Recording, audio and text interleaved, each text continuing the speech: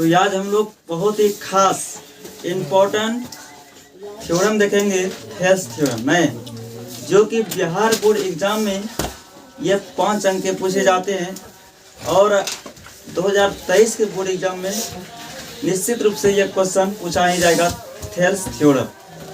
तो सबसे पहले आपको जानना है हेल्स थ्योरम कहती क्या है। ऐसे आप लोगों को याद करवा दिए हैं नहीं? जी सर। याद करवा दिया है ना? Yes sir. तो एक बार आप लोग फिर से सुन लीजिए, हेल्स थ्योरम कहती क्या है।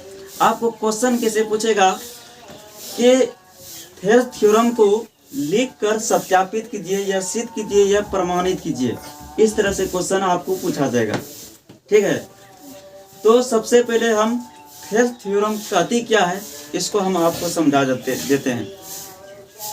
यदि किसी त्रिभुज में एक भुजा के समांतर किसी एक भुजा के समांतर अन्य दो भुजाओं को भिन्न भिन्न बिंदुओं पर प्रतिच्छेद करने के लिए एक रेखा खींची जाए तो यह अन्य दो भुजाएं एक अनुपात में विभाजित हो जाती है। क्या हो जाती है? एक अनुपात में विभाजित हो जाती है। इसको हम फिगर के माध्यम से आपको कॉन्सेप्ट क्लियर करते हैं।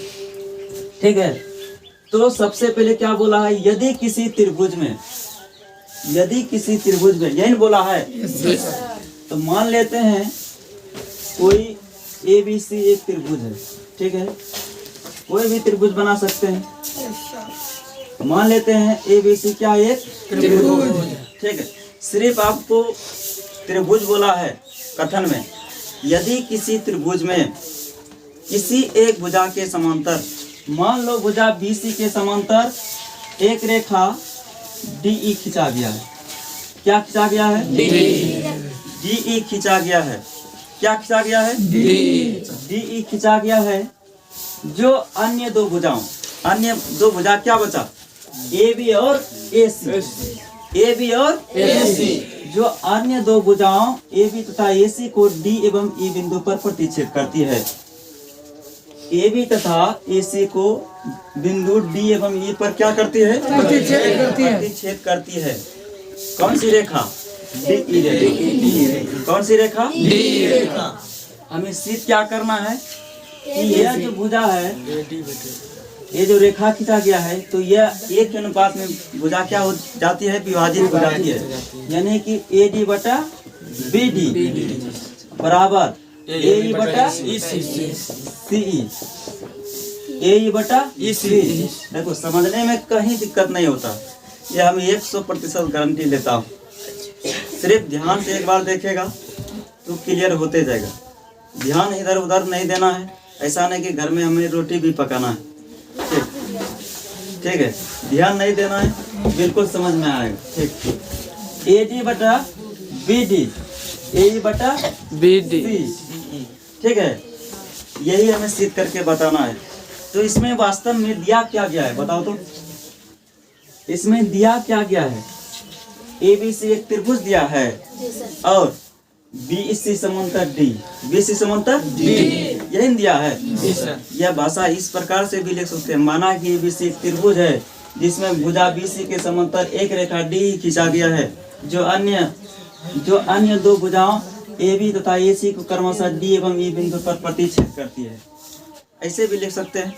अगर आपको बड़ा भाषा यह लगता है कि भाषा बड़ा हो जाएगा तो छोटा सा भी भाषा लिख सकते हैं। इस तरह से क्या लिखेंगे? माना कि ABC एक त्रिभुज है।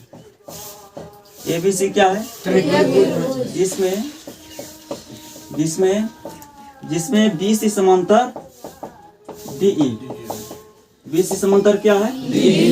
DE है। BC समांतर क्या है? यही ना है। सिद्ध क्या करना है? सिद्ध करना है AD बटा BD, AD बटा AE बटा EC या C बोल सकते हैं। ठीक है, अब इस थ्योरम को सिद्ध करने के लिए आपको रचना की भी जरूरत पड़ेगा। ठीक है, इस थ्योरम को सिद्ध करने के लिए रचना की भी जरूरत पड़ेगा। रचना में क्या करेंगे? BE को मिला देंगे और CD को भी मिला देंगे। ठीक है, BE और CD को क्या करेंगे? मिला देंगे। क्या करना है? मिला देना है। मिला दिए? साथ ही साथ अब क्या करेंगे? AC या जो भुजा है इस पर एक लम डालेंगे। ठीक, DM। ठीक, DM लम डाला किस पर? AC भुजा पर। ठीक, और AB भुजा पर भी लम डाल देते हैं। ठीक, लम डाल दिए, यहाँ रख देते हैं N, यानी EN लम डाले किस पर? AB भुजा पर। EN लम किस पर डाला? AB भुजा पर। तो यहाँ कितना डिग्री का बनेगा? 90 डिग्री का। कितना डिग्री का? 90 डिग्री का बनेगा। बोलो जल्दी। बिल्कुल बनेगा। ठीक है, तो रचना में जो किया है उसको पहले क्या करेंगे? लिख लेते हैं। रचना में क्या किया है बोलो तो? BE तथा CD को मिलाया। एकदम छोटा सा भाषा लिखते हैं। BE तथा CD को मिलाया। BD तथा CD को मिलाया। साथ ही क्या किए हैं बोलो? और EN लम किस पर डाले हैं? AB पर। तथा या एवं भी लिख सकते हैं। एवं DM लम किस पर डाले हैं? DM लम किस पर डाले हैं? AC खींचा। ठीक, याद रहेगा। रचना में ज्यादा कुछ नहीं है, यही तक किए हैं। नहीं, अब आपको चाहिए प्रमाण। इस थ्योरम को सिद्ध करने के लिए सबूत जो चाहिए ना, इस थ्योरम को सिद्ध करने के लिए कोई भी थ्योरम रहे आपको सबूत देना ही पड़ेगा। ठीक है, तो क्लास 9 में आपने एक थ्योरम पढ़ा था। प्रमाण का अर्थ होता क्या है पहले बताओ तो? प्रमाण का अर्थ क्या होता है? सबूत। प्रमाण का अर्थ क्या होता है? सबूत। प्रमाण का अर्थ सबूत। तो यार, और इसमें प्रमाण में कौन सा उपसर्ग है? प्रउपसर्ग है। कौन सा उपसर्ग है? ठीक है, संस्कृत में पढ़ा होगा। तो देखो ध्यान से, यहाँ पर एक कॉन्सेप्ट लगेगा क्लास 9 का जो कि आपने पढ़ा है। यहाँ ध्यान से देखो, पहले वह कॉन्सेप्ट कौन सा लगेगा, पहले इस चीज को समझो। ठीक है, जब दो त्रिभुज एक ही आधार एवं एक ही समांतर रेखा के बीच स्थित हो तो दोनों त्रिभुज का क्षेत्रफल बराबर होता है। दोनों त्रिभुज का क्षेत्रफल क्या होते हैं? बराबर। यहाँ ध्यान से देखेंगे हम लोग, त्रिभुज BDE और त्रिभुज DEC एक ही समांतर रेखा, एक ही आधार DE तथा एक ही समांतर रेखा BC तथा DE के बीच स्थित है। इसीलिए दोनों का क्षेत्रफल क्या होगा? बराबर। दोनों का क्षेत्रफल क्या होगा? बराबर होगा। बोलो जल्दी। जब दो त्रिभुज एक ही आधार एवं एक ही समांतर रेखा के बीच स्थित हो तो दोनों त्रिभुज का क्षेत्रफल क्या होते हैं? बराबर। यह कॉन्सेप्ट याद रखिएगा, तभी यह आपका क्लियर होगा। जब दो त्रिभुज एक ही आधार एवं एक ही समांतर रेखा के बीच स्थित हो तो दोनों त्रिभुज का क्षेत्रफल क्या होते हैं? बराबर होते हैं। यहाँ ध्यान से देखो, त्रिभुज BDE और त्रिभुज DEC एक ही आधार DE तथा एक ही समांतर रेखा BC तथा DE के बीच स्थित है। इसीलिए दोनों का त्रिभुज का क्षेत्रफल क्या होगा? बराबर होगा। तो देखो, हम यहाँ ध्यान से सुनो, तो एरिया ऑफ BDE बराबर हो जाएगा एरिया ऑफ DEC। देखो ऐसे हम लोग लिखते हैं, ऐसे भी लिख सकते हैं, त्रिभुज BDE का क्षेत्रफल। ठीक है, थोड़ा सा स्टैंडर्ड रूप में लिख दिया है।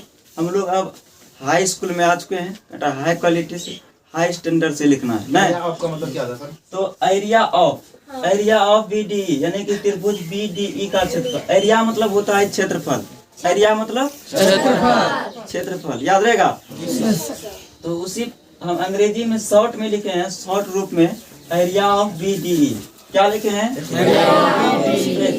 उसी तरह से इधर भी होगा area of D, area of D.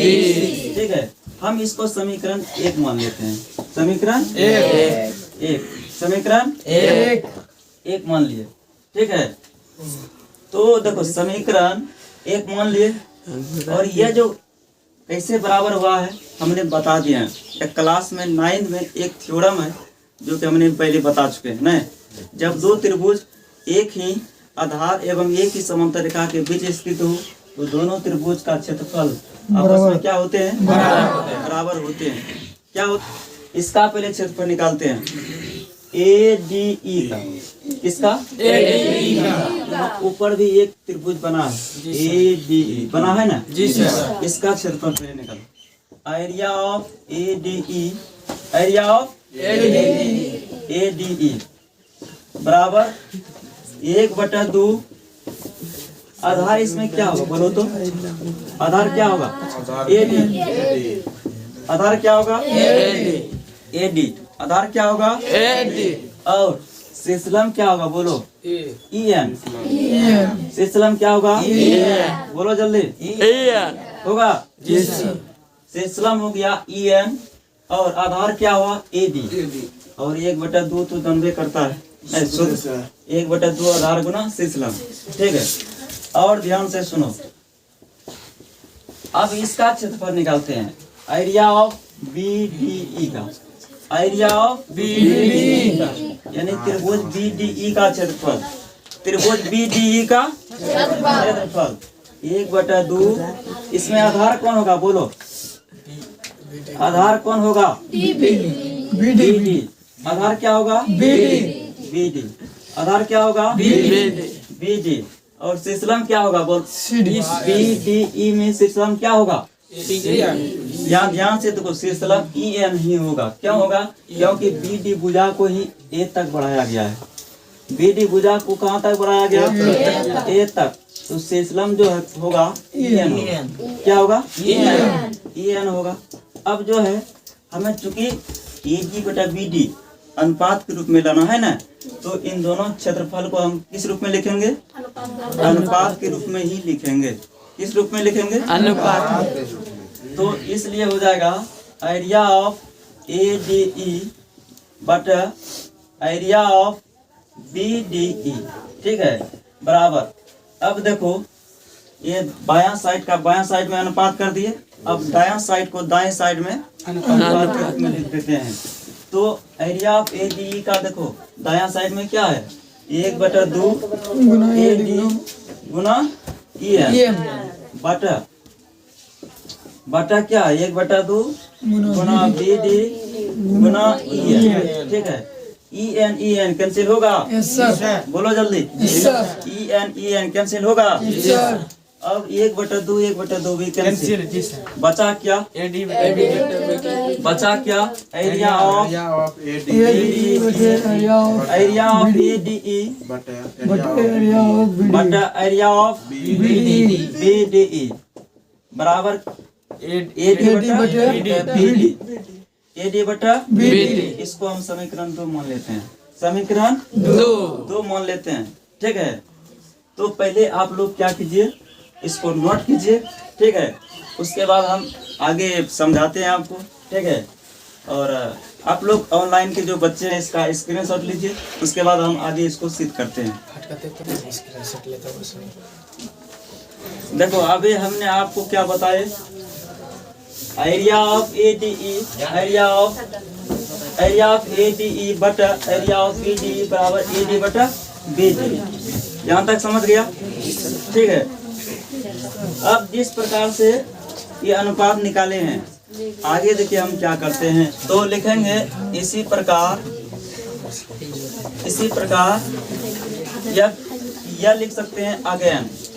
Again मतलब पुनः।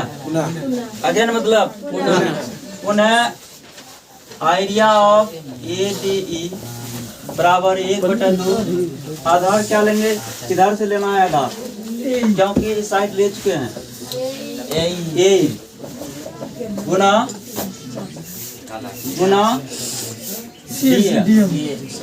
DM। शेषलम क्या होगा? DM। ठीक है, और एरिया ऑफ DEC का क्षेत्रफल, एरिया ऑफ DEC यानी त्रिभुज DEC का क्षेत्रफल 1/2 आधार क्या होगा बोलो? CE। आधार क्या होगा? CE। और शीर्षलंब क्या होगा? शीर्षलंब क्या होगा बोलो? DM। शीर्षलंब क्या होगा? अब अनुपात निकालो। Area of ADE, area of बटा area of DEC। Area of ADE का क्षेत्रफल कितना है? ADE का क्षेत्रफल 1/2 गुना गुना बटा 1/2 गुना CE DM कैंसिल, 1/2 कैंसिल जी सर। कैंसिल, ठीक है। तो एरिया ऑफ ADE बटा एरिया ऑफ DEC यही ना? A बटा C A बटा C यही ना? यहाँ ध्यान से देखो, एरिया ऑफ ADE बटा एरिया ऑफ DEC। अच्छा, एरिया ऑफ DEC के बदले हम एरिया ऑफ BDE लिख सकते हैं समीकरण 1 से। बोलो जल्दी। लिखने में क्या लगा है? क्या लिखता है? पहले समझो, ठीक है, उसके बाद उतारने का समय दिया जाएगा। एरिया ऑफ ADE बटा एरिया ऑफ DEC है बराबर A बटा C। एरिया ऑफ DEC के बदले ध्यान से देखो, एरिया ऑफ DEC के बदले क्या लिख सकते हैं? Area of BDE। तो इसके बदले हम यहाँ पर एरिया ऑफ BDE लिख सकते हैं। बोलो जल्दी। कहाँ से? समीकरण 1 से। समीकरण 1 से, ठीक है। समीकरण 1 से हम लोग लिख लेंगे DEC के बदले एरिया ऑफ ADE बटा एरिया ऑफ BDE बराबर A बटा C। A बटा C कहाँ से?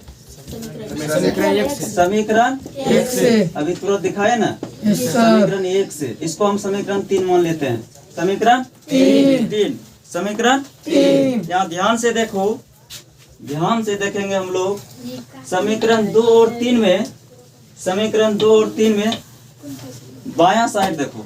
कहाँ पर? बायां साइड देखो। एरिया समीकरण 2 का पहले देखो, एरिया ऑफ ADE बटा एरिया ऑफ BDE है ना? और समीकरण 3 में समीकरण 3 का देखो। समीकरण 3 में भी बायां साइड देखो, एरिया ऑफ ADE बटा एरिया ऑफ BDE। तो बायां साइड बराबर है, दायां साइड भी क्या होगा? होगा। बायां साइड बराबर, तो दायां साइड भी क्या होगा? बराबर। कहाँ से? समीकरण 2 और 3 से। 2 और 3 से। तो हम देखो, जो दायां साइड बचा है वही लिख देंगे। AD बटा BD बराबर A बटा C। तो यही हमें सिद्ध करना था ना? यहाँ ध्यान से देखो, AD बटा BD A बटा C यही हमें सिद्ध करना था, जो कि सिद्ध हो गया है। ठीक है, तो आपने अच्छी तरह से समझ चुका है ना? तो नोट कीजिए इसको।